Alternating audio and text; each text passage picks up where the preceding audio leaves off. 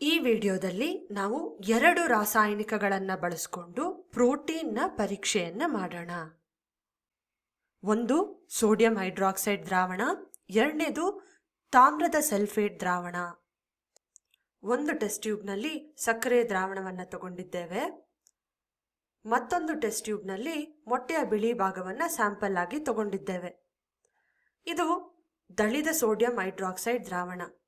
ಇದನ್ನ ಡ್ರಾಪರ್ನ ಬಳಸಿ ಎರಡೂ ಟೆಸ್ಟ್ ಟ್ಯೂಬ್ಗಳಿಗೆ ಕೆಲವು ml ಹಾಕೋಣ. ಮೊದಲನೇದಾಗಿ ಸಕ್ಕರೆ ದ್ರಾವಣದ ಜೊತೆ ಮಿಕ್ಸ್ ಮಾಡೋಣ. ನಂತರ ಮೊಟ್ಟೆಯ ಬಿಳಿ ಭಾಗಕ್ಕೆ ಕೂಡ ಹಾಕೋಣ.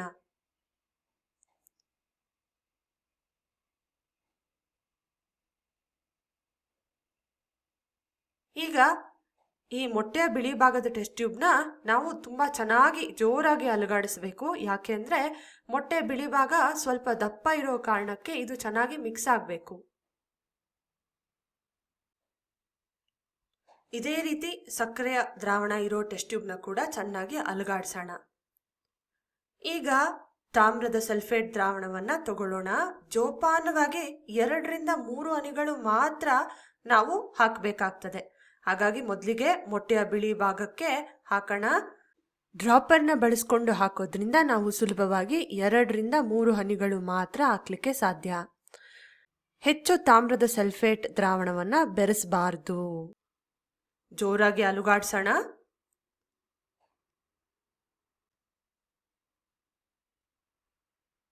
ನೋಡಿ, ಈ ದ್ರಾವಣದ ಬಣ್ಣ ಬದಲಾಗಿದೆ. ವಾವ್! ತಾಮ್ರದ ಸಲ್ಫೇಟ್ ನೀಲಿ ಬಣ್ಣದಲ್ಲಿತ್ತು, ಆದರೆ ಈ ಟೆಸ್ಟ್ ಟ್ಯೂಬ್ನಲ್ಲಿರೋ ದ್ರಾವಣ ನೇರಳೆಯ ಬಣ್ಣಕ್ಕೆ ಬದಲಾಗಿದೆ. ಈ ರೀತಿ ನೇರಳೆಯ ಬಣ್ಣಕ್ಕೆ ಬದಲಾಗೋದು ಪ್ರೋಟೀನ್ನ ಉಪಸ್ಥಿತಿ ಇದ್ರೆ ಮಾತ್ರ. ಇದೇ ರೀತಿ ಸಕ್ಕರೆಯ ದ್ರಾವಣದಲ್ಲೂ ಮಾಡೋಣ. ತಾಮ್ರದ ಸಲ್ಫೇಟ್ ದ್ರಾವಣವನ್ನ 2ರಿಂದ 3 ಹನಿಗಳಷ್ಟು ಹಾಕಿ ಚೆನ್ನಾಗಿ ಅಲುಗಾಡಿಸಿದ್ರೆ ಏನಾಗ್ತದೆ ನೋಡೋಣ. ನೋಡಿ, ಬಣ್ಣದಲ್ಲಿ ಯಾವುದೇ ಬದಲಾವಣೆ ಇಲ್ಲ. ನೀವು ಗಮನಿಸಿರ್ಬೋದು. ಈ 3 ದ್ರಾವಣಗಳನ್ನ ಹೋಲಿಕೆ ಮಾಡಿ ನೋಡಿ. ಸಕ್ಕರೆ ದ್ರಾವಣದಲ್ಲಿ ಯಾವುದೇ ಬಣ್ಣ ಬದಲಾವಣೆ ಆಗಲಿಲ್ಲ. ಇನ್ನು ಮೊಟ್ಟೆ ಬಿಳಿ ಭಾಗದಲ್ಲಿ ನೇರಳೆ ಬಣ್ಣ ಸಿಕ್ಕಿದೆ.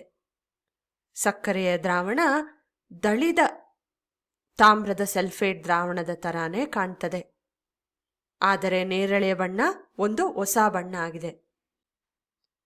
ಮೊಟ್ಟೆಯ ಬಿಳಿ ಭಾಗ ಪ್ರೋಟೀನ್ಗೆ ಧನಾತ್ಮಕ ಫಲಿತಾಂಶವನ್ನ ಕೊಟ್ಟಿದೆ. ಅದೇ ಸಕ್ಕರೆ ದ್ರಾವಣ ಪ್ರೋಟೀನ್ಗೆ ಋಣಾತ್ಮಕ ಫಲಿತಾಂಶವನ್ನ ಕೊಟ್ಟಿದೆ.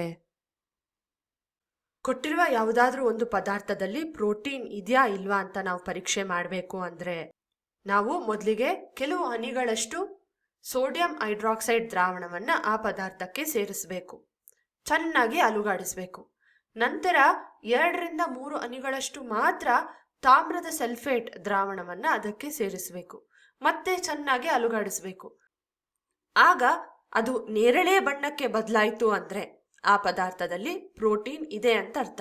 ಇಲ್ಲದಿದ್ರೆ ಆ ಪದಾರ್ಥದಲ್ಲಿ ಪ್ರೋಟೀನ್ ಅಂಶ ಇಲ್ಲ.